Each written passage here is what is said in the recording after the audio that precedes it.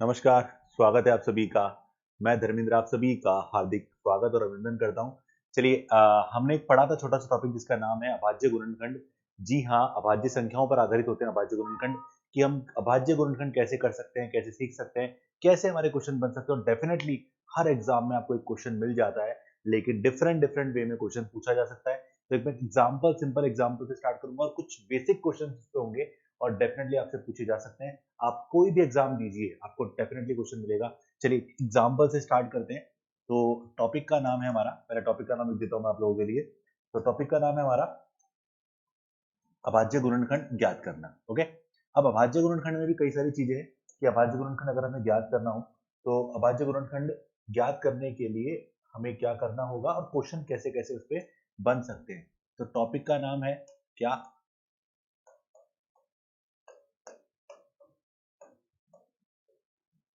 अभाज्य गुणनखंड। ठीक है, जिसको इंग्लिश में बोलते हैं हम लोग प्राइम फैक्टर। क्या बोलते हैं? प्राइम नंबर के फैक्टर। तो फैक्टर्स ऐसे बनाना है जो प्राइम नंबर की फॉर्म में हो। फैक्टर्स क्या होते हैं हमें पता है, हमने पढ़ा है। गुणनखंड क्या होता है बेटा? गुणनखंड हमेशा वो होते हैं जिसका भाग संख्या में पूरा पूरा चला जाए, यानी किसी संख्या का गुणनखंड हमेशा वही होगा जिसका भाग संख्या में पूरी तरह से चला जाएगा। बिल्कुल, वो हमारा क्या कहलाता है यहाँ पर? गुणनखंड कहलाता है। जैसे मैंने लिखा है यहाँ पर 6, तो 6 को हम लिख सकते हैं 1 गुणा 6। तो यहाँ पर 1 और 6 दोनों क्या है? यहाँ पर 6 के गुणनखंड है। ऐसे हम बात करें 6 के गुणनखंड क्या होते हैं बेटा? 2 गुणा 3। तो यहाँ पर 2 और 3 दोनों यहाँ पर 6 के गुणनखंड है। तो यहाँ पर ये गुणनखंड है और दूसरे वे में हम समझ सकते हैं इसको भाजक भी बोल सकते हैं। तो भाजक का मतलब क्या है कि 1 का भाग 6 में जा रहा है, जी बिल्कुल 6 में पूरा पूरा भाग जाता है। 2 का भाग 6 में जाता है, जी बिल्कुल 6 में पूरा पूरा जा रहा है। 3 का भाग 6 में जा रहा है, जी हाँ, और 6 का भाग 6 में जा रहा है। तो यहाँ पर 1, 2, 3 और 6 ये सभी क्या है? हमारे गुणनखंड है। लेकिन मैं बात कर रहा हूँ यहाँ पर अभाज्य गुणनखंड की। तो गुणनखंड का वह भाग जो अभाज्य संख्याओं के रूप में हो क्या कहलाता है? अभाज्य गुणनखंड कहलाता है। तो यहाँ पर हम देख सकते हैं कि 2 और 3 दोनों क्या है? इसके अभाज्य गुणनखंड है। क्या है? अभाज्य गुणनखंड। तो मैं टॉपिक जो स्टार्ट कर रहा हूँ, मैं पढ़ने जा रहा हूँ और आप जो पढ़ने जा रहे हैं वो यहाँ पर हुआ अभाज्य गुणनखंड ज्ञात करने के बारे में। तो सिंपल एग्जाम्पल से स्टार्ट करता हूँ। ऐसे नॉर्मल एग्जाम्पल आपको किसी भी एग्जाम में मिल जाएंगे, लेकिन अब उसको हम थोड़ा सा डेप्थ में जाके पढ़ेंगे, अच्छे लेवल पे पढ़ेंगे। देखिएगा क्या है, जैसे लिखा है मैंने कि 10 की पावर 12 गुणा 15 की पावर 10 गुणा 21 की पावर 17, ये हमने लिख लिया। अब क्या लिखा है क्वेश्चन? 10 की पावर 12 गुणा 15 की पावर 10 गुणा 21 की पावर 17 में हमसे पूछता है में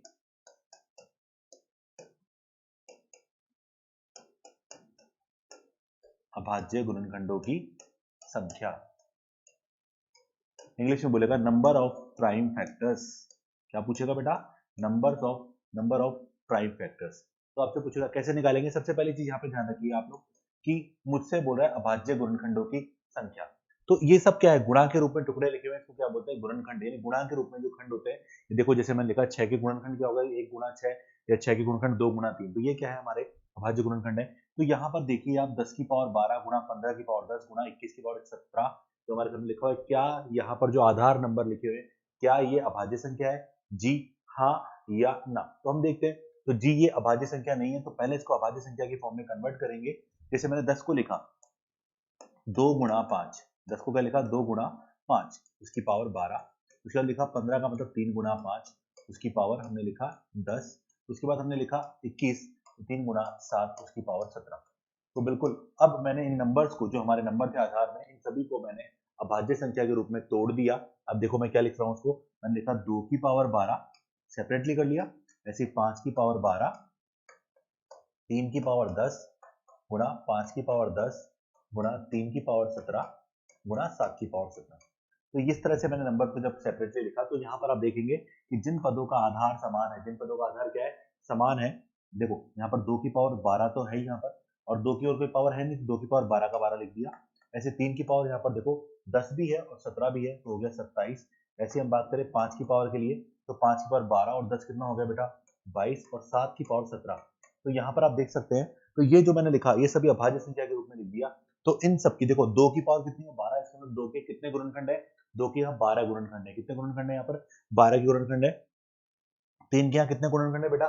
27 गुणनखंड है। 5 के कितने गुणनखंड है? 22 गुणनखंड है। और 7 के कितने गुणनखंड है? 17 गुणनखंड है। तो मुझसे क्या पूछा गया इस क्वेश्चन के अंदर? अभाज्य गुणनखंडों की संख्या। तो अभाज्य, अभी समझना है, इसको थोड़ा सा डेप्थ में लेके जाऊंगा धीरे धीरे। अभाज्य गुणनखंड कितने हो गए बेटा अपने पास? देखो दो कितनी बार है? दो है हमारे पास 12 बार, तो 12 लिख दो, प्लस उसके बाद 27, तीन कितनी बार है? 27 बार। उसके बाद हमारा 5 है 22 बार, और उसके बाद हमारा 7 है 17 बार। तो इन सबको जोड़ लीजिए, ये हमारी क्या निकल के आएगी? अभाज्य गुणनखंड की संख्या क्या आएगी? ये अभाज्य गुणनखंड की संख्या, यानी number of prime factors. Number of कौन से फैक्टर बेटा? Prime factor. तो इन सबको जोड़ लो, तो 2 और 7 9 और 2 11, 11 और 7 11 और 7 18 का 8 हासिल 1, 1 और 1 2, 2 और 4 तो 6 और 1 7, तो 78 इसका क्या हो जाएगा? राइट आंसर हो जाएगा। तो 78 यहाँ पर क्या है? अभाज्य गुणनखंडों की संख्या। अब इसको थोड़ा सा हम और समझते हुए चलते हैं कि अभाज्य गुणनखंड कैसे है और क्या हमने निकाले हैं। तो जैसे मैंने लिखा, एक क्वेश्चन था मेरा, चलो सिंपल क्वेश्चन लिखता हूँ आपके सामने। मैंने लिखा 576 के अभाज्य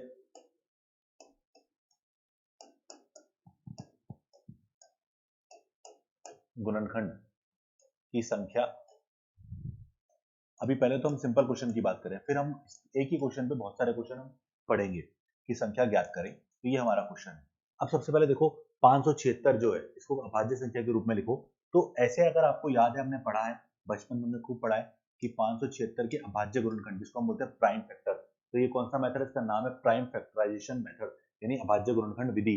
इसके अनुसार हम क्या करते हैं? जैसे हमने पहले 2 का भाग लगाया, जी हाँ 2 का, 2 दूनी 4, 1 बचा, 2 अट्ठे 16, 2 अट्ठे 16, फिर 2 का भाग जा रहा है बिल्कुल 144, फिर 2 का जा रहा है बिल्कुल यहाँ पर जा रहा है 72, फिर 2 का जा रहा है 36, उसके बाद फिर 2 का जा रहा है 18, फिर 2 का जाएगा यहाँ पर बिल्कुल 9 बार, फिर उसके बाद 3 का जाएगा 3 बार, और फिर 3 का 1 बार।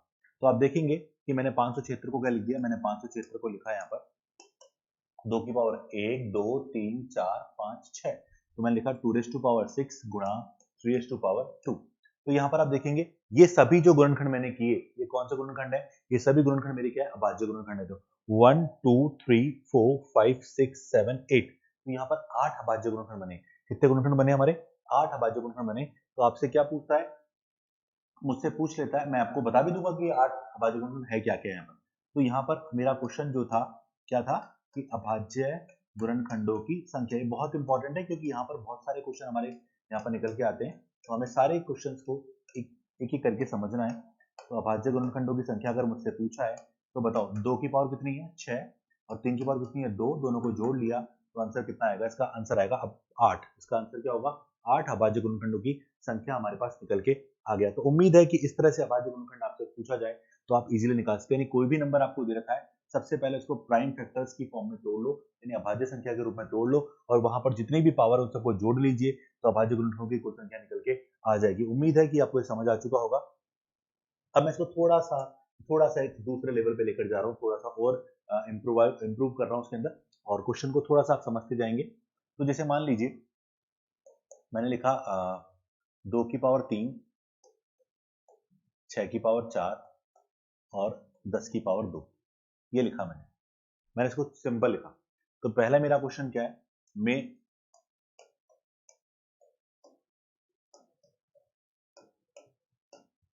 अभाज्य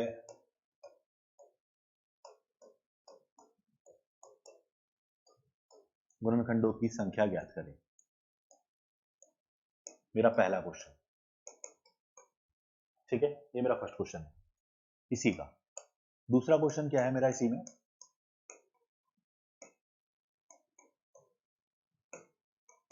विभिन्न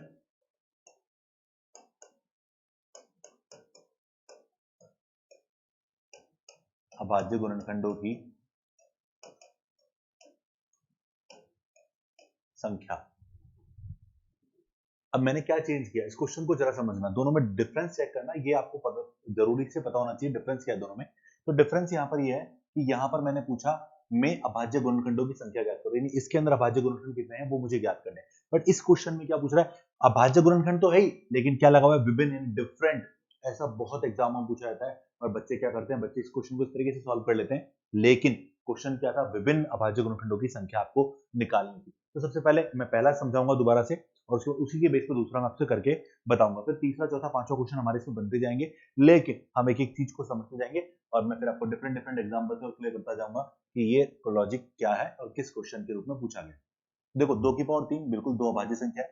3 को मैंने लिखा 2 गुणा 3, सॉरी 6 को मैंने लिखा 2 गुणा 3, ओके, उसकी पावर मैंने कर दी 4 और उसके बाद यहाँ पर 10 को लिखा 2 गुणा 5 और उसकी पावर मैंने कर दी यहाँ पर 2। सॉल्व करें इसको तो यहाँ पर आएगा बेटा 2 की पावर 3, 2 की पावर 4, 3 की पावर 4, 2 की पावर 2 और 5 की पावर 2। ठीक है, सबकी पावर को सेपरेट कर दिया। देखो अब ये बताओ 2 की पावर कितनी आ गई, 2 की पावर हो गई 3 येरी, 4 येरी 7 और 2 येरी 9, तो 2 की पावर 9 हो गया हमारे पास। ऐसे ही 3 की पावर 4 ही है, बिल्कुल ठीक है हमारे पास, और 5 की पावर 2 है। तो यहाँ पर पहला क्वेश्चन हमारा क्या था, अभाज्य गुणनखंडों की संख्या, तो मुझे निकालना है, तो मैंने इसको सिंपल बना दिया। ठीक है, अब मैं अभाज्य गुणनखंड निकालने जा रहा हूँ, देखना आप जरा कैसे निकालूंगा, इस मोटे मोटे पॉइंट को समझना आप लोग। तो यहाँ पर मैंने बोला कि जितनी पावर है, तो यहाँ पर पहले तो 2 की पावर 9 थी, उसके बाद 3 की पावर 4 है और 5 की पावर 2 है, सबको जोड़ लीजिए तो 9 और 4 13 और 2 15, यानी यहाँ पर पहले क्वेश्चन का जो आंसर है वो क्या है हमारे पास 15, इसका बिल्कुल सही आंसर है। क्या आंसर है इसका बेटा, इसका आंसर है 15 है। तो आप देख सकते हैं पहले क्वेश्चन का आंसर आ गया 15। अब मैं बात कर रहा हूँ दूसरे क्वेश्चन के आंसर की बात कर रहा हूँ। ठीक है, तो देखो यहाँ पर पूछ रहा है विभिन्न अभाज्य गुणनखंड, तो विभिन्न मतलब डिफरेंट कितने। देखो वैसे 2 की पावर 9 का मतलब 2 9 बार लिखा हुआ है, 2 की पावर 9 का मतलब क्या है 2 9 बार लिखा हुआ है, 3 की पावर 4 का मतलब 3 4 बार लिखा हुआ है, 5 की पावर 2 का मतलब 5 2 बार लिखा हुआ है। ठीक है, अभी एक बार हम समझ लें उसके बाद डायरेक्टली हम इन क्वेश्चन को करेंगे और बहुत इजीली आप इनका आंसर निकाल सकते हैं बिना बिना गलती किए। मैं इसका चैलेंज कर रहा हूँ आपको कि बिना गलती के आप इसका आंसर निकाल देंगे, लेकिन एक बार आप सीख लीजिए और जिंदगी भर आपका सारा काम आसान हो जाएगा। अभी तक आप किताबों को केवल पढ़ के रटते थे, इसका आंसर ये होता है, लेकिन अब आपको पढ़ने रटने की नीड नहीं होगी, आप केवल समझेंगे इस चीज को और जिंदगी भर कभी गलत नहीं करेंगे इसको।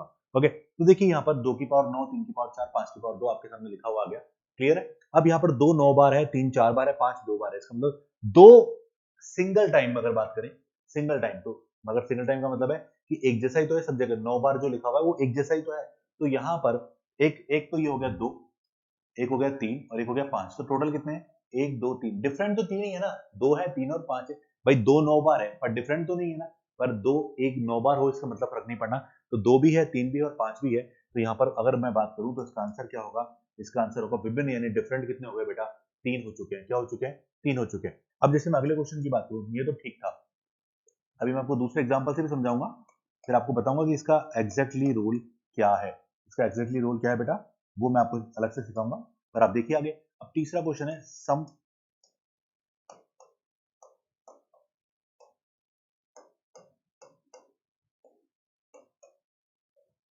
गुणनखंडों की संख्या।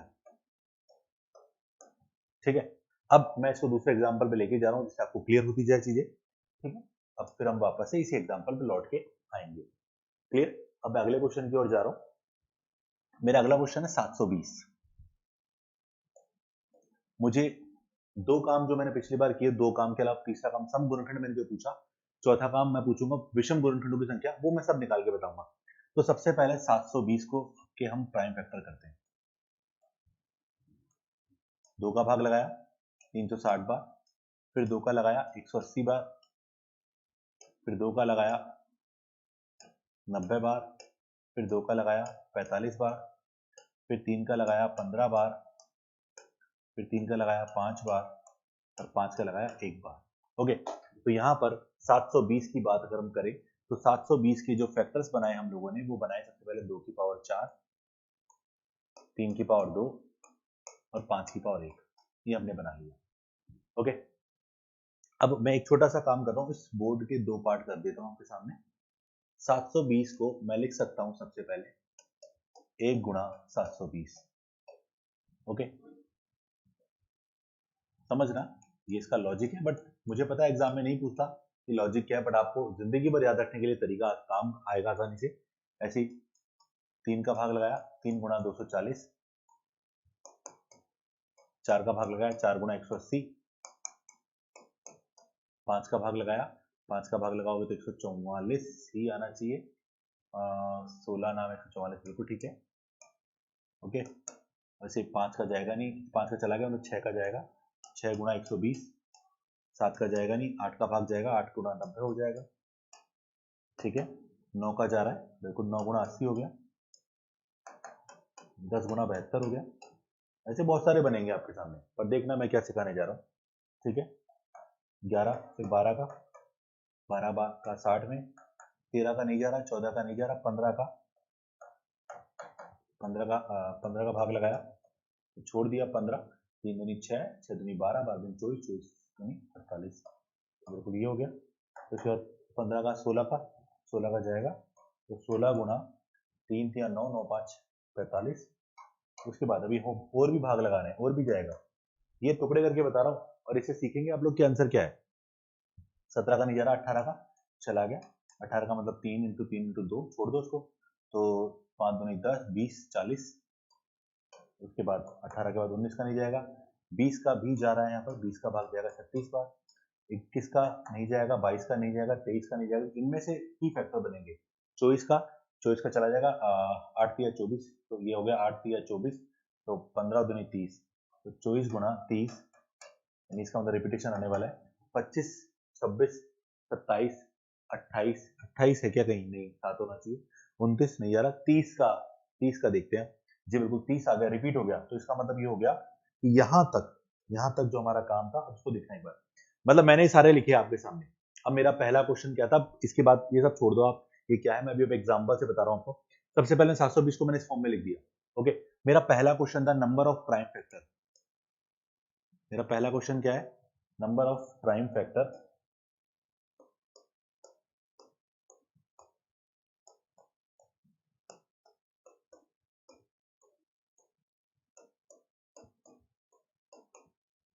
अभाज्य गुणनखंडों की कुल संख्या।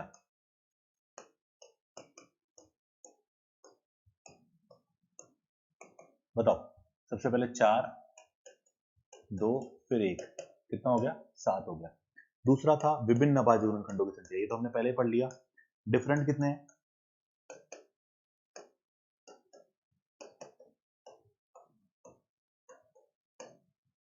विभिन्न कितने हुए, एक 2 वाला, एक 3 वाला और एक 5 वाला, 3 हो गए। अब आते हैं इंपॉर्टेंट कहानी पे। अब जो सीखना है हमें, ये तो बार बार सीख ही रहे हो बहुत देर से, कि आप किसी भी नंबर को इस फॉर्म में लिख दो, इस फॉर्म में लिखने के बाद जितनी भी पावर उनको जोड़ दो तो अभाज्य गुणनखंड की संख्या निकलेगी, और जितने डिफरेंट है वो हमारे विभिन्न हो गए। लेकिन अब हमारा जो तीसरा क्वेश्चन है, वो मैंने आपको बोला था क्या, कि सम अभाज्य गुणनखंडों की संख्या। कौन सा, अब पिछले वापस पैटर्न पे चलेंगे, तो मेरा क्वेश्चन है सम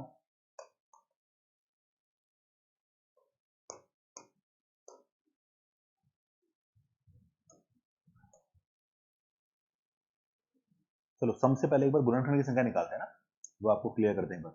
तो सम गुणनखंड पे जाना है, तो पहले हम क्या करेंगे, गुणनखंडों की संख्या निकालेंगे।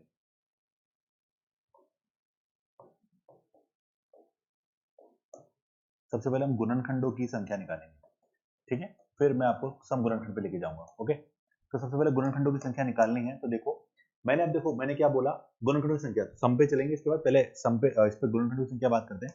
तो एक जरा नोट करना, 720 को मैंने ये भी लिख दिया, ये भी लिख दिया, ये भी लिख दिया, ये भी लिख दिया, सब ये सब मैं लिखे, तो ये सब क्या है, गुणनखंड है। क्या है ये सब के सब, गुणनखंड है। देखो 1 2 3 4 5 6 7 8 9 10 11 12 13 14 15, 15 दूनी 30, यानी 30 यहाँ पर क्या है, टोटल गुणनखंड है। देखो ये भी गुणनखंड है, ये भी है, ये भी है, ये भी है, ये भी है, ये भी है, ये भी है, ये भी है, यानी सब क्या है, गुणनखंड है। टोटल कितने गुणनखंड हुए, 30। अब एक तरीका है कि मैं 720 को इस तरह से तोड़ के लिख दूं। एक तरीका तो क्या है कि 720 को मैं इस तरह से तोड़ के लिखूं, पर इतना टाइम एग्जाम में नहीं होता। एग्जाम के अंदर क्या होता है, एग्जाम के अंदर आपको क्या करना होता है कि क्वेश्चन देगा, आपसे पूछो गुणनखंडों की संख्या निकालो, तो आप क्या ये करने बैठेंगे, जी नहीं करने बैठेंगे, पर मैं आपको सिखा रहा हूँ कि गुणनखंड क्या होते हैं और अभाज्य गुणनखंड क्या होते हैं। तो अभाज्य गुणनखंड तो हमने जो इस फॉर्म में तोड़े, ये सब तो अभाज्य गुणनखंड थे, लेकिन जो इस फॉर्म में तोड़े ये सब क्या है, ये गुणनखंड है। गुणनखंड के अंदर क्या होता है, अभाज्य गुणनखंड आते हैं। अब समझना इसके अंदर क्या है, देखो यहाँ पर 2 की पावर 4 का मतलब पता है क्या है, कि 2 की पावर 4 का मतलब 2 की पावर 0, 2 की पावर 1, 2 की पावर 2, 2 की पावर 3 और 2 की पावर 4 तक सभी क्या होंगे, गुणनखंड होंगे। तो 2 की पावर 4 तक का मतलब ये है कि 2 की पावर 0 भी गुणनखंड होगा। 2 की पावर 0 का मतलब क्या होता है, 1, तो 1 का भाग इसमें जा सकता है 720 में, जी हाँ। 2 की पावर 1 मतलब 2 की पावर 0 मतलब 1 हो गया, उसका भाग जा रहा है। 2 की पावर 1 का मतलब 2 होता है, अब 2 की पावर 1 का मतलब 2 हुआ, 2 का भाग जा रहा है, बिल्कुल। 2 की पावर 2 का मतलब क्या होता है, 4, और जी बिल्कुल 4 का भाग इसमें जा रहा है। 2 की पावर 3 यानी 8, 8 का भाग इसमें जा रहा है, और 2 की पावर 4 यानी 16, 16 का भाग भी इसमें जा रहा है, देखो ये लिखा हुआ। लेकिन मेरे कहने का मतलब ये है कि 2 की पावर 4 का मतलब ये है कि 2 की पावर 0 से लेकर 2 की पावर 4 तक सभी यहाँ पर क्या होंगे, फैक्टर्स होंगे। क्या होंगे, यहाँ पर प्राइम फैक्टर नहीं बोल रहा फैक्टर। तो यहाँ पर क्या करना है, जितनी भी पावर है उसको एक बढ़ा देना है, हमेशा क्या कर देना है, बढ़ा देना है। अब क्यों बढ़ाना है वो मैं आपको वजह बता चुका हूँ, क्योंकि यहाँ पर 2 की पावर 0 से लेकर 2 की पावर 4 तक टोटल 5 गुणनखंड होंगे जो यहाँ पर काम आएंगे। 2 की पावर 0 भी आएगा, 2 की पावर 1 भी आएगा, 2 की पावर 2 भी आएगा, 2 की पावर 3 भी, 2 की पावर 4 भी, यानी 5 गुणनखंड। अब 3 की पावर 2 का मतलब क्या है, 3 की पावर 2 का मतलब है 3 की पावर 0 यानी 1 भी गुणनखंड होगा, 3 की पावर 1 वो भी गुणनखंड होगा, 3 की पावर 2। तो अधिकतम जितनी पावर है उस तक गुणनखंड होंगे 0 से लेकर। 3 कितने हो गए, 3 हो गए, 2 तो ऑलरेडी था, एक बढ़ा दिया 3 हो गया। अब 5 की पावर 1 है, एक और बढ़ा दो तो कितना हो जाएगा 2, और इन सबको गुणा करो, 5 या 15 दूनी 30। तो यहाँ पर आप नोट करेंगे ये 30 पता है कौन है, ये 30 है, ये सारे के सारे गुणनखंड। क्या है ये सारे के सारे गुणनखंड 30 है यहाँ पर। तो ये हमारा क्या हो गया, गुणनखंडों की संख्या निकल के आ गया। उम्मीद है कि अब आपको समझ आएगा गुणनखंडों की संख्या क्या है और क्या निकाल रहे हैं हम लोग गुणनखंडों की संख्या में। क्लियर है। अब देखो मेरा जो फोर्थ क्वेश्चन है, मेरा फोर्थ क्वेश्चन यही है,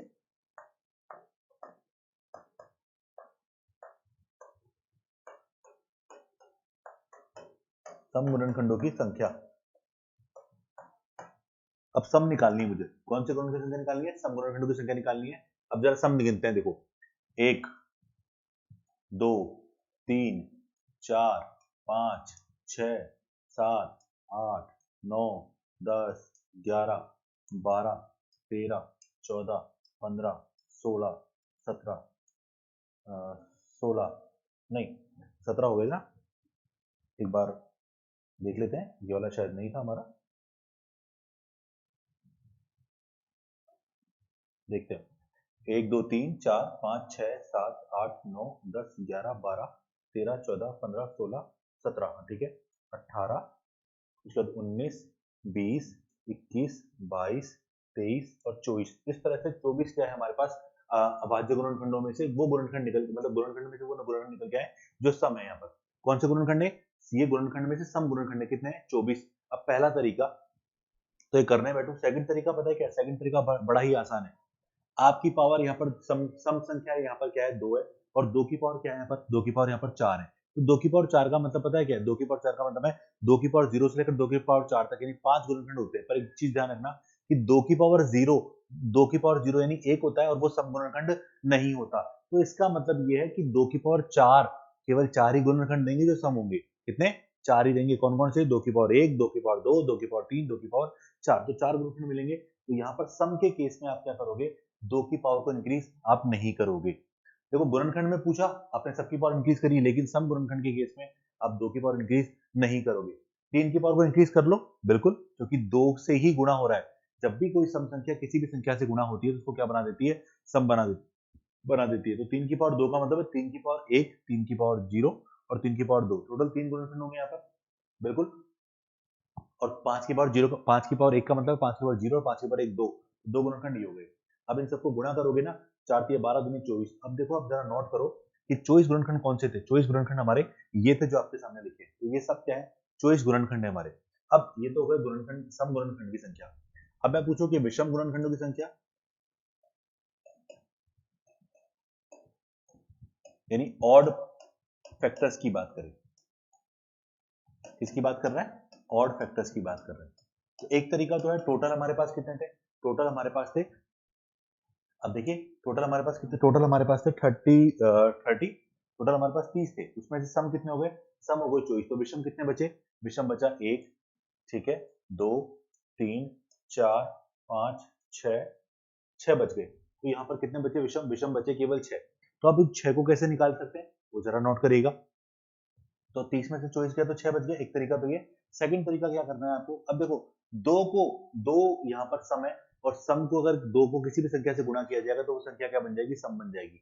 तो इसको तो छोड़ दो आप, इसको तो छोड़ दो, ठीक है, क्योंकि 2 की पावर 1, 2 की पावर 2, 2 की पावर 3, 2 की पावर 4, ये चारों क्या है, ये चारों यहाँ पर सम संख्याएं हैं। 2 की पावर 1, 2 की पावर 2, 2 की पावर 3, 2 की पावर 4, ये चारों क्या है, ये चारों सम संख्याएं हैं। अब ये चारों सम संख्याएं 2 की पावर 0 काम करेगा, यानी यहाँ से केवल एक गुणनखंड मिलेगा आपको, कितना मिलेगा, 1। ये वैसे जो हम गुणा कर रहे हैं ना, ये हमारा जो लॉजिक आया वो परमुटेशन कॉम्बिनेशन से आया। कहां से आया, परमुटेशन कॉम्बिनेशन से निकल के आया। 3 की पावर 2 का मतलब है 3 की पावर 0 लोगे तो भी विषम है, 3 की पावर 1 लोगे तो भी विषम है, 3 की पावर 2 लोगे तो भी क्या है, विषम है। 5 की पावर 1 का मतलब क्या है, 5 की पावर 0 और 5 की पावर 1 दोनों ले लो, दोनों विषम है यहाँ पर। तो देखो जब हम बात करें विषम की तो सम की पावर को लेना ही नहीं है, आपको विषम वाली पावरें बढ़ानी है। जैसे हम बढ़ाते हुए आए तो देखो यहाँ पर हमने क्या किया, तो 3 की पावर वहां पे 2 थी तो बढ़ गई तो हो गई 3, ठीक है। और 5 की पावर वहां पे कितनी है बेटा, 5 की पावर वहां पर 1 थी तो बढ़ गई तो कितनी होगी 2, तो 3 दूनी 6, यहाँ पर विषम गुणनखंडों की संख्या निकल के आता है। तो ये हमारा एक इंपॉर्टेंट कॉन्सेप्ट था, नियम नंबर 5 या क्वेश्चन नंबर 5 बोल लीजिए। और छठा जो क्वेश्चन है हमारा वो है गुणनखंडों का, सभी गुणनखंडों का योग। ये बड़ा इंपॉर्टेंट कॉन्सेप्ट है। अब गुणनखंडों को कैसे निकालेंगे, अब देखो आपको ध्यान है मैंने 2 की पावर 4 बोली, 2 की पावर 4 का मतलब है 2 की पावर 0 से लेकर 2 की पावर 1, 2 की पावर 2, 2 की पावर 3 और 2 की पावर 4, ये सभी गुणनखंड है। ऐसे ही 3 की पावर 0, 3 की पावर 1 और 3 की पावर 2, ये गुणनखंड है। ऐसे ही 5 की पावर 0 और 5 की पावर 1 सभी गुणनखंड है। अब इन सभी गुणनखंडों को जोड़कर आपको योग निकालना है, तो क्या करेंगे, सभी गुणनखंडों को जोड़कर गुणा कर लीजिए तो आपका जो आंसर है वो निकल के आएगा। तो देखिए आप आगे, 2 की पावर 0 का मतलब क्या है, 2 की पावर 0 का मतलब है 1, 2 की पावर 1 का मतलब है 2, 2 की पावर 3 का, 2 की पावर 2 का मतलब 4, 2 की पावर 3 का मतलब है 8 और 2 की पावर 4 का मतलब है 16, ठीक है। ऐसे आगे बात करें, 3 की पावर 0 का मतलब 1, 3 की पावर 1 का मतलब 3, 3 की पावर 2 का मतलब 9 और ऐसे ही 5 की पावर ये। ओके, सॉल्व कर लीजिए इनको। तो देखो 16 और 8 24, या ये हो गया अपने पास 10, ये हो गया 30, 31, तो 31 तो ये हो गया। उसके बाद जोड़ोगे इसको तो 13 ये आ जाएगा और लास्ट में 6 आ जाएगा, तो गुणा कर लीजिए। 13 एकम 13, कैरी 1, 13 39 और 40, 403 हमारे पास ये हो गया, गुणा 6 तो जाएगा 2418। ये क्या हो जाएगा, इसका फाइनल आंसर हो जाएगा। तो इस तरह से ये 6 बहुत इंपॉर्टेंट क्वेश्चंस थे, ये क्वेश्चन मैंने आपको समझा दिए। तो पीछे हमारा एक क्वेश्चन छूटा हुआ था, उस क्वेश्चन पे दोबारा चलते हैं। तो यहाँ पर सम गुणनखंड की संख्या आपसे पूछ रहा है, तो सम गुणनखंड से पहले क्या निकालना सीखो आप, सबसे पहले गुणनखंड की संख्या निकालना सीखो। तो गुणनखंड निकाल लोगे तो सम गुणनखंड ऑटोमेटिक आ जाएंगे। तो देखो गुणनखंडों की संख्या निकालनी है, तो मैंने क्या बोला, आपको बोला कि आप ऐसे क्वेश्चन के अंदर हमेशा पावर को इंक्रीज कर दीजिए। तो 2 की पावर 3 जो हमने इसको सिंपल रूप में लिखा वो ये था, ठीक है, वो ये रूप था। तो 2 की पावर 9 का मतलब जानते हो कि 2 की पावर 9 का मतलब है 2 की पावर 0 से लेकर 2 की पावर 9 तक 10 गुणनखंड यहाँ से निकलेंगे। 3 की पावर 4 का मतलब क्या है, 3 की पावर 4 का मतलब है 3 की पावर 0 से लेकर 3 की पावर 4 तक, यानी 3 टू पावर 0 टू से लेकर 3 टू पावर 4, यानी 5 गुणनखंड मिलेंगे आपको। ऐसे 5 की पावर 2 का मतलब 5 की पावर 0 से लेकर 5 की पावर 2 तक 3 गुणनखंड आपको मिलेंगे। तो इन सबको गुणा कर लीजिए। तो यहाँ से कितने मिले, यहाँ से मिले 10, एक पावर बढ़ा दो, मैंने आपको तरीका जो बताया डायरेक्ट तरीका। ऐसे ही 4 का एक बढ़ाया तो 5 हो गया और 2 का एक बढ़ाया तो 3 हो गया, तो आंसर कितना हो गया 15, यानी 150 गुणनखंड निकलेंगे। कितने निकलेंगे, 150 गुणनखंड, बहुत सारे निकलेंगे यहाँ पर। अब ऐसे ही चौथा क्वेश्चन क्या है हमारा,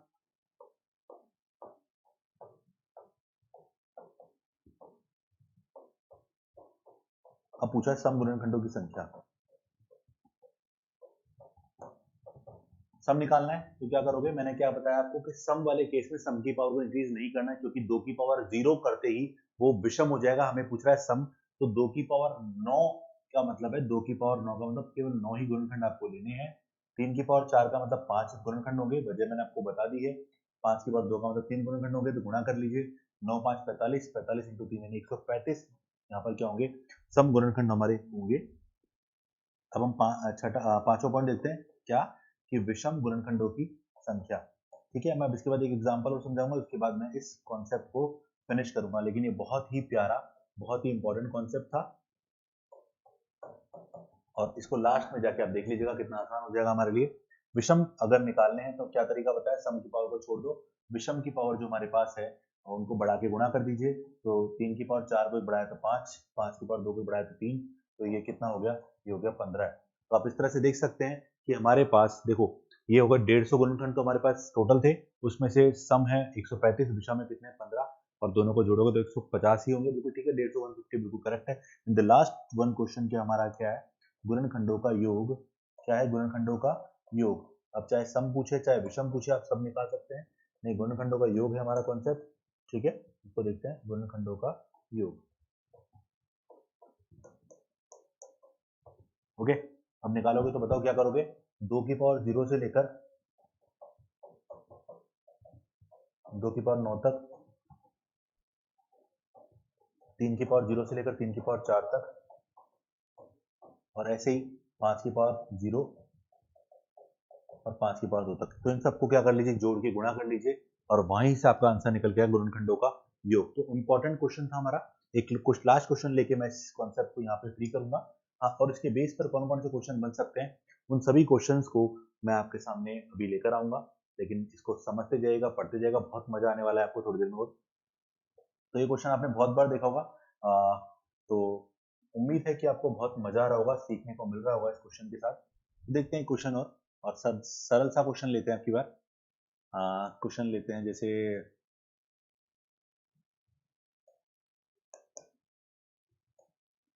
336 के लिए सारे काम करने हैं। ठीक है, पहला क्वेश्चन 336 के लिए क्या होगा, पहला लिखते हैं, शुरू से लिखते हैं ना। पहला क्वेश्चन हमारा क्या होगा यहाँ पर,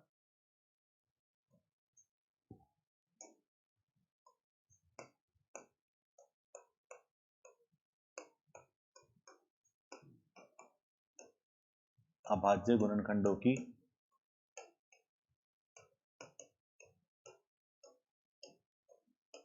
संख्या। पहला क्वेश्चन अभी आप सब अपने आप करेंगे ट्राई। दूसरा,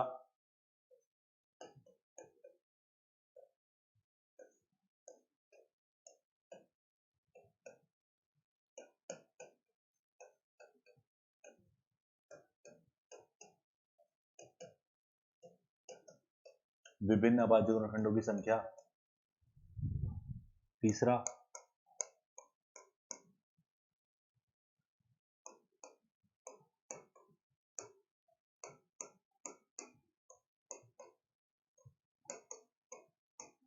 गुणनखंडों की संख्या।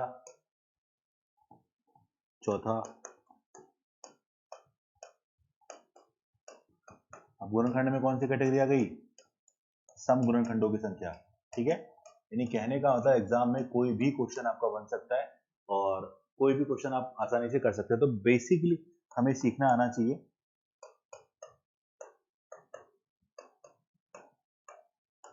तो आई थिंक आपको क्लियर हो चुका है कि यहाँ पर गुणनखंड क्या होते हैं, अभाज्य गुणनखंड क्या होते हैं, सम विषम क्या होते हैं। ठीक है, सब उम्मीद है आपको क्लियर हो चुके हैं।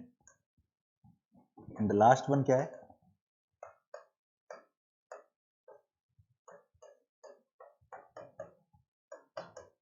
गुणनखंडों का योग। ओके, चलिए करके देखते हैं। तो 336 को सबसे पहले तोड़ते हैं हम लोग और कॉर्नर में इसका आंसर निकाल लेते हैं 336 का। सबसे पहले आपको ये करना है, 3 ना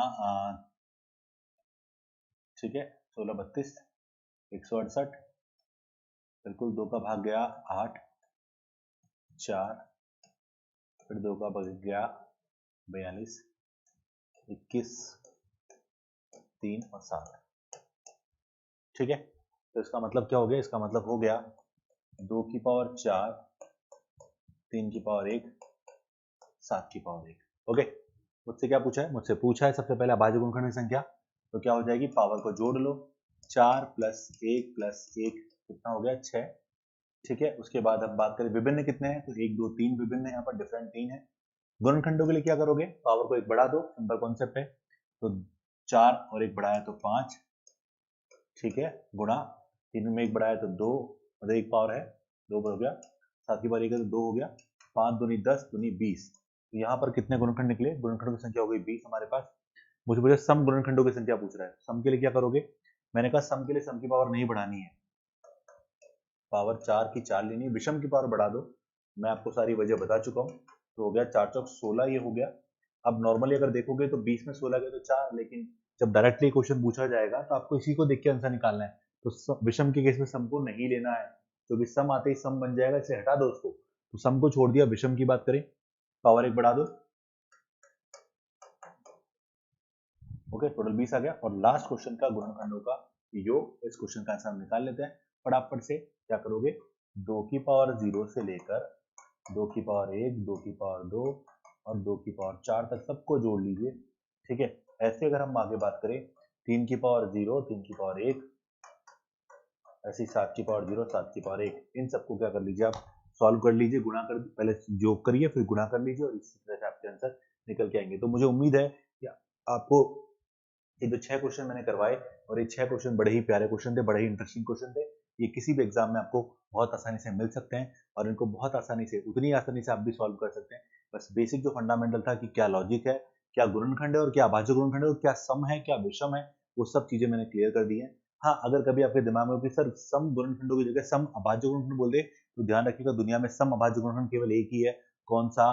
दो। सम फिर अभाज्य गुणनखंड, क्योंकि अभाज्य गुणनखंड में केवल सम की श्रेणी केवल दो ही होती है, यानी दो का मतलब दो ही वहां पर एक सम अभाज्य गुणनखंड होता है। इसके अलावा सारे विषम ही होते हैं। ये चीज ध्यान रखिएगा आप लोग। तो उम्मीद है कि यहाँ तक का जो कॉन्सेप्ट है आपको समझ आ चुका होगा।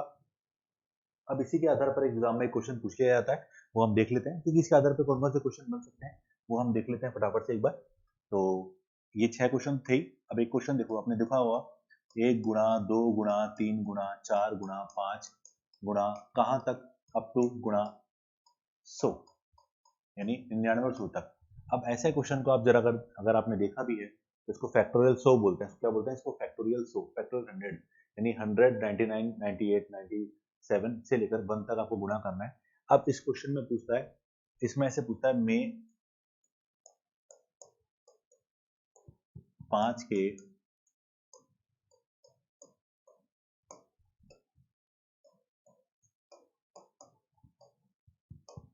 अभाज्य गुणनखंड ज्ञात करें। इंग्लिश में क्या पूछेगा? Number of prime factor of 5, ठीक है, इन फैक्टोरियल 100 आपसे पूछेगा, यानी फैक्टोरियल 100 के अंदर 5 के अभाज्य गुणनखंडों की संख्या ज्ञात करें। अब इसके अंदर 5 के अभाज्य गुणनखंड का मतलब ये है कि इन सभी को मैं अभाज्य संख्याओं के रूप में तोड़ूं और वहां से 5 के गुणनखंड छाट के लाऊं और गिन के बता दूं। तो अब जैसे नॉर्मली लॉजिक लगाऊं तो यार मुझे ध्यान आएगा कि 5 के अभाज्य गुण कहाँ मिलेंगे? केवल 5 के पहाड़े में। तो 5 की पावर 1, 5 की पावर 2, 5 की पावर 3, 5 की पावर 4, इनमें तो है ही, ये तो है ही क्लियर। जैसे 5 की पावर 1 5, 5 का स्क्वायर यानी 25 में भी होगा, 5 का क्यूब यानी 5 का क्यूब यानी 125, पर 125 यहाँ होगा नहीं, लेकिन कहने का मतलब 5 की पावर में तो मिलेगा ही मिलेगा। लेकिन यहाँ पे अगर हम बात करें तो 5 कहाँ मिलना चाहिए, क्योंकि यहाँ पर कुछ फिक्स संख्या हमारे पास है, तो यहाँ पर कहाँ मिलेगा मैं आपको बता दूं, 5 के पहाड़े में। 5 के पहाड़े में कैसे? 5 में मिलेगा, 10 में मिलेगा, 15 में, 20 में, 25 में, 30 में, 35 में, 40 में, 45 में, इन सभी में 5 मिलेगा। तो अगर मैं इन सभी में ढूंढ के लाऊंगा तो कितनी बार 5 होगा? इन सभी में देखो 5 में होगा, 10, 15, 20, 25, 30, तो 20 बार होना चाहिए। कितनी बार होना चाहिए? 20 बार। फिर थोड़ा सा याद आया, अरे यार 20 बार तो है ही। कैसे? तो डायरेक्ट करने का तरीका क्या है? जब भी आपसे पूछे ना कि बताओ यहाँ पर 5 के कितने भाजक है, 5 के कितने गुणनखंड है, तो आप क्या कर सकते हैं? सीधा अंतिम नंबर में जिसका निकालना उसका भाग लगाइए। 5 का निकालना था, 5 का भाग लगाइए। कितना आया बेटा? 20 यहाँ पर निकल के आ चुका है। क्या निकल के आया? 20 निकल के आया। लेकिन अब देखिए 20 आंसर नहीं है इसका, इसका आंसर कुछ और है। क्या है देखना भी। तो देखो मैंने 5 के तो निकाल लिए, पर याद रखा यार कि 25 जो था वो 5 का स्क्वायर था। 25 क्या था बेटा? 5 का स्क्वायर था। तो 5 के स्क्वायर का मतलब कितनी बार होगा वहां पे? 5 दो बार। अगर मैं सबको देखूंगा 25 आएगा बीच में, हाँ, तो 25 का मतलब क्या है? 5 का स्क्वायर यानी 5 कितनी बार है वहां पे? दो बार है। और जब 5 यहाँ पर दो बार है, क्या है बेटा? 5 यहाँ पर दो बार है, तो हमने तो गिना एक ही बार है ना, एक बार और बाकी था ना। तो क्या करोगे? जैसे 25 में एक बार और मिल गया, फिर 25 में मिलेगा तो 50 में मिलेगा, क्योंकि 50 का मतलब होता है 25 गुणा 2। 75 में मिलेगा 25 गुणा 3, और 100 में मिलेगा 25 गुणा 4 होता है। तो सब में 25 यानी सब में 25 आगे नहीं, एक एक बार सब में 5 और मिलने वाला है, 4 बार और मिलने वाला है। डायरेक्ट कैसे करोगे? इसका एक बड़ा प्यारा तरीका बता रहा हूं मैं आपको, कि आप क्या करिए, अंतिम नंबर में जिसका गुणनखंड निकालना उसका भाग लगाइए। तो 5 का निकालना है, 5 का भाग लगाया, 20 आ गया। इस 20 में 5 का भाग लगाया, कितना आएगा बेटा? 4। अब इस 4 में 5 का भाग लगाओगे, 0 पॉइंट कुछ आएगा, तो पूरा पूरा भाग कितनी बार जा रहा है वो निकाल लीजिए। तो यहाँ पर आगे भाग जाएगा नहीं, तो इसका आंसर क्या होगा? 20 और 4 24। तो बिल्कुल इसका आंसर क्या होगा? 24, यानी 24 यहाँ पर 5 के अभाज्य गुणनखंड निकल के आएंगे, यानी 5 की पावर 24 यहाँ निकल के आएगा। डेफिनेटली इसका आंसर ये होगा, बिल्कुल सही आंसर होगा इसका। तो उम्मीद है कि आपको क्वेश्चन समझ आया होगा जो बोर्ड पे लिखा है आपके सामने। ऐसे अगर इसी क्वेश्चन में मैं मान लो, इसी क्वेश्चन में मैं आपसे पूछ लूं कि 5 की जगह 2 के अभाज्य गुणनखंड, या 3 के, या 7 के, तो मैंने पूछा 7 के अभाज्य गुणनखंड, तो क्या करोगे आप लोग?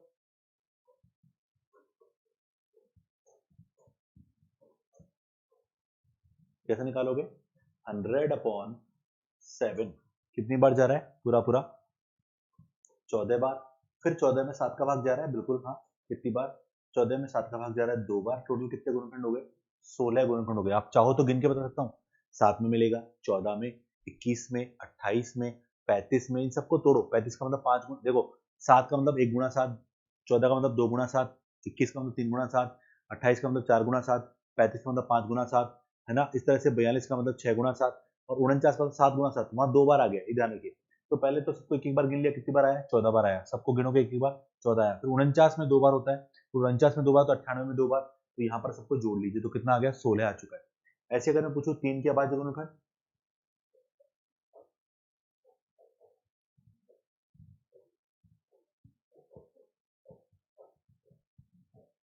कैसे निकालोगे, 100/3,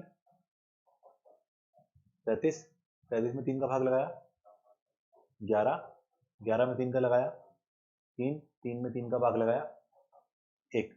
इन सबको जोड़ लीजिए, तो जोड़ो इन सबको, 3 और 1 4, 4 8, 48, इसका क्या हो जाएगा, राइट आंसर हो जाएगा। तो इस तरह से अभाज्य गुणनखंड अगर आपको कंटिन्यूअस नंबर में पूछा जाए, अभी अभाज्य गुणनखंड की जगह क्या पूछा, भाजक पूछा जाए, तो भाजक निकाल सकते हैं, पर भाजक में पहला ही स्टेप इसका आंसर हो जाएगा, क्योंकि वहां पर गुणनखंड नहीं निकालने। यानी अगर पूछता 5 के तो कितने होते, 20, 7 के पूछता तो 14 होते, और 3 के पूछता तो कितने होते, 33। यानी भाजक का मतलब कितने, यहाँ पर ऐसे नंबर है जिसका जिसका मतलब जिनमें 3 का पूरा पूरा भाग जाएगा, तो 3 में जाएगा, 6 में जाएगा, 9 में, 12 में। इस तरह से अगर हम 3 के पहाड़े को लेकर जाए तो 33 निकल के आएंगे, 7 के कितने निकलेंगे, 14 निकलेंगे। तो इस तरह से इसका आंसर, आसानी से इसका आंसर निकल के आ गया। क्लियर है यहाँ तक। चलिए आगे बात करते हैं। ठीक है, इसी पे आधारित एक क्वेश्चन है, और वो आपने कई बार देखा भी होगा। इसी क्वेश्चन को मैं दोबारा लिख रहा हूं, पर in form of another one. 1 2 3 4 5 6, वो 99, इसको हम फैक्टोरियल सो भी बोल सकते हैं। ये फैक्टोरियल का साइन होता है, 100 फैक्टोरियल जो लिखा हुआ है आपके सामने, ये फैक्टोरियल का साइन होता है। अब मुझसे इस क्वेश्चन के अंदर पूछ लिया जाए कि फटाफट से मुझे बता दो, क्या बता दो, मुझे बता दो, यहाँ पर इन सबको गुणा करने के बाद जो रिजल्ट आएगा, यानी गुणा करूंगा इन सभी नंबर को, जब गुणा करूंगा तो गुणा करने के बाद यहाँ पर जीरो आए, जो आंसर आएगा उन सभी आंसर में क्या आएगा बेटा, एक लास्ट में जीरो आएगा। क्या आएंगे, बहुत सारी जीरो। जैसे हम किस संख्या को 10 से गुणा करते हैं ना, जीरो चिपक जाती है कोने में जाकर, लास्ट में जाकर राइट साइड में। अगर मैंने 20 से गुणा किया, 30 से गुणा किया, 40 से गुणा किया, तो क्या करते हो आप लोग, जैसे 30 से करना है तो 3 से गुणा कर लो, जीरो चिपका दो। 50 से गुणा करना है, 5 से गुणा कर लो, फिर जीरो चिपका दो। 100 से गुणा करना है तो सीधे डबल जीरो चिपका दो। 200 के लिए भी 2 से मल्टीप्लाई करो, 2 जीरो चिपका दो। तो इस तरह से अगर हम बात करें तो ये हमारे पास निकल के वैल्यूज आती हैं। ठीक है, तो मुझे पूछ रहा है कि इन सभी को गुणा करूंगा तो रिजल्ट में कितनी जीरो आएंगी। अब रिजल्ट में कितनी जीरो आएंगी कौन निर्धारित करेगा, ये निर्धारित करेगा 10। कौन करेगा, 10। यानी यानी इस पूरे सीक्वेंस में 10 कितनी बार लिखा हुआ है, जितनी बार 10 लिखा हुआ है उतनी बार यहाँ पर जीरो आने वाली है, वो मुझे निकालना है। तो मुझे बताइए कि 10 बनता किससे, तो 10 बनता है, 10 का मतलब होता है 5 गुणा 2। 10 के मैंने क्या कर दिए, 10 के मैंने फैक्टर बना दिए, तो 10 बनता है 2 गुणा 5। यानी जहां जहां 2 और 5 मिलेंगे, यानी 2 और 5 का संगम होगा, वहां पर हमेशा क्या बनेगा, 10 बनेगा। तो क्यों ना मैं इसमें से जितने भी 5 की पावर यानी 5 के गुणनखंड है वो निकाल लूं। तो पिछले केस में मैंने निकाला था कि यहाँ पर 5 के गुणनखंड कितने निकले थे बेटा, 24 निकले थे। कितने निकले थे, 24। पिछला करके बताया था ना गुणनखंड। तो देखो 5 और 2 कितने निकलेंगे, तो मुझे पहले देखो 5 निकालना था, मैंने पिछले क्वेश्चन में समझाया कि 100/5 यानी 20, तो 20 में 5 का भाग लगाया, बिल्कुल 4 आ गया। तो ये हमारे पास 5 के हो गए। ऐसे मुझे 2 के निकालने हैं, तो क्या करूंगा मैं, तो 100 में 2 का भाग लगाऊंगा, लगाया 50, फिर 50 में 2 का भाग लगाया, कितना आएगा 25, फिर 25 में 2 का भाग लगाया, फिर आएगा कितना 12, 12 में फिर 2 का भाग लगाया, कितना आएगा 6, फिर 6 में 2 का भाग लगाया, कितना आएगा 3, और 3 में 2 का भाग लगाऊंगा, कितना आएगा 1। तो इन सबको जोड़ लीजिए, तो यहाँ पर 2 के गुणनखंड ये निकल के आएंगे। तो 2 की पावर कितनी आ गई बेटा, 50 और 75, 50 और 25 75, और 12 87, 87 और 10 97, यानी 2 की पावर 97। अब 2 की पावर कितनी हो गई बेटा, 2 की पावर 97 हो गई यहाँ पर। अब 97 को देखते हैं हम लोग, तो क्यों ना मैं इसको 5 की पावर 24 गुणा 2 की पावर 24 गुणा 2 की पावर 73, क्यों ना ऐसे लिख दूं। जी हाँ, बिल्कुल ऐसे लिख सकता हूँ। अब मैंने जब इसको ऐसे लिखा तो देखो इन दोनों का आधार अलग अलग है, पावर 24 है, तो इनको मर्ज कर देता हूँ। तो मैं क्या इनको 5 गुणा 2 की पावर 24 लिख सकता हूँ, जी हाँ। और उसके बाद 2 की पावर 73, तो इसका मतलब हो गया कि 5 गुणा 2 यानी ये हो गया 10 की पावर 24 और 2 की पावर 73। तो इसका मतलब हो गया 10 की पावर 24, यानी 10 कितनी बार है, 24 बार। अरे पावर काउंट तो ये हो रहा है, 10 की पावर 24 होना, 10 24 बार लिखा हुआ है। इसका मतलब ये हो गया कि यहाँ पर गुणनखंडों की शून्यों की संख्या, नंबर ऑफ जीरोस पूछता है आपसे, शून्यों की संख्या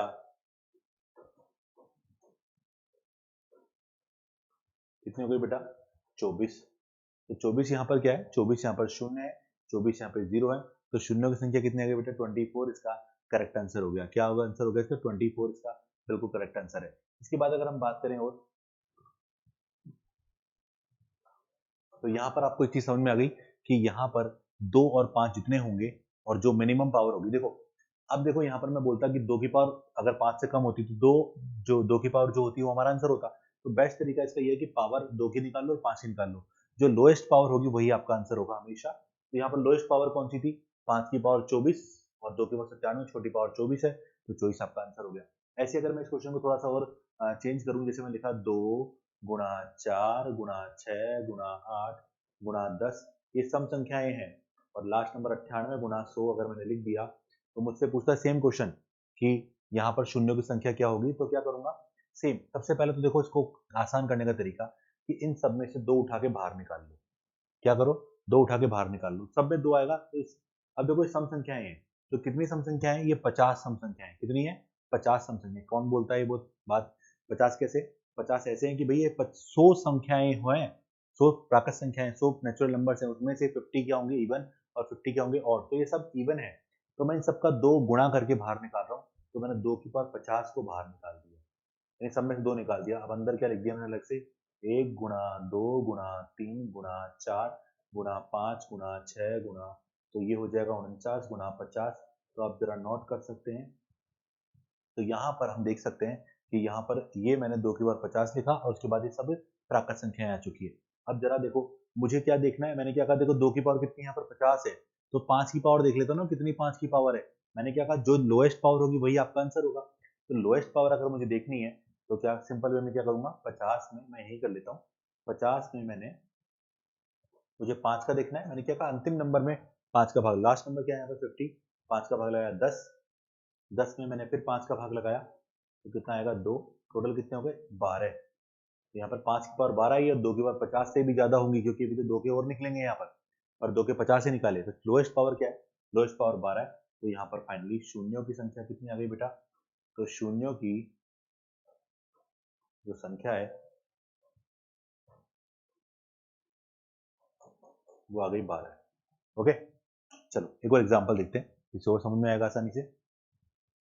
ये तो सम था, विषम लिखते हैं।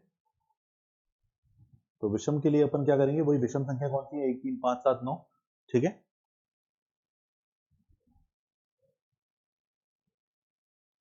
चलिए 1 गुणा 3 गुणा 5 गुणा 7 गुणा 9, 97 99। मेरा क्वेश्चन है बताओ इसके अंदर शून्यों की संख्या। अरे फिर तो याद आया कि यहाँ पर 5 तो मिलेगा पर 2 नहीं मिलेगा, क्योंकि 5 किससे गुणा हो कि 0 बनाए, तो यहाँ पर 5 के अलावा 0 2 तो है ही नहीं, यहाँ पर एक भी सम संख्या नहीं मिलेगी, तो इसका आंसर क्या होगा, इसका आंसर होगा शून्यों की संख्या भी शून्य है, यानी 0। कारण, क्योंकि यहाँ पर कहीं पर भी मुझे, कहीं पर भी क्या, यहाँ पर मुझे कहीं पर भी 0 निकालने के लिए जो सम संख्या है वो नहीं मिल रही है, और जब सम संख्या है ही नहीं तो 5 किससे गुणा होकर क्या देगा, 0 देगा, तो पॉसिबल नहीं है। चलिए अगले क्वेश्चन की ओर मूव करें। अब जैसे अगला क्वेश्चन है हमारा, मैंने लिखा 5 गुणा 15 गुणा 25 गुणा 35 गुणा 45 गुणा आगे 55 मान लेते हैं, और गुणा 128।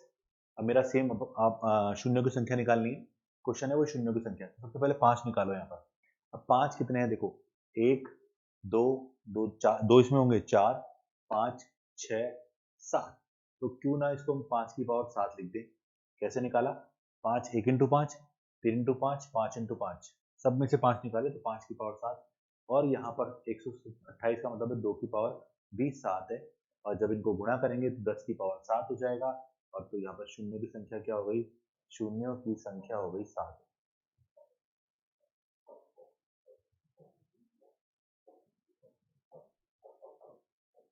तो फाइनली इसका आंसर कितना हो गया, फाइनली इसका आंसर हो गया है 7।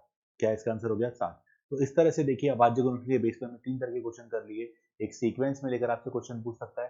तो उम्मीद है कि आपको ये जो क्वेश्चंस मैंने बताए हैं उम्मीद है समझ आ चुके होंगे। तो स्टार्ट मैंने यहाँ से किया था भाज्य गुणनखंड निकालने वाला कॉन्सेप्ट।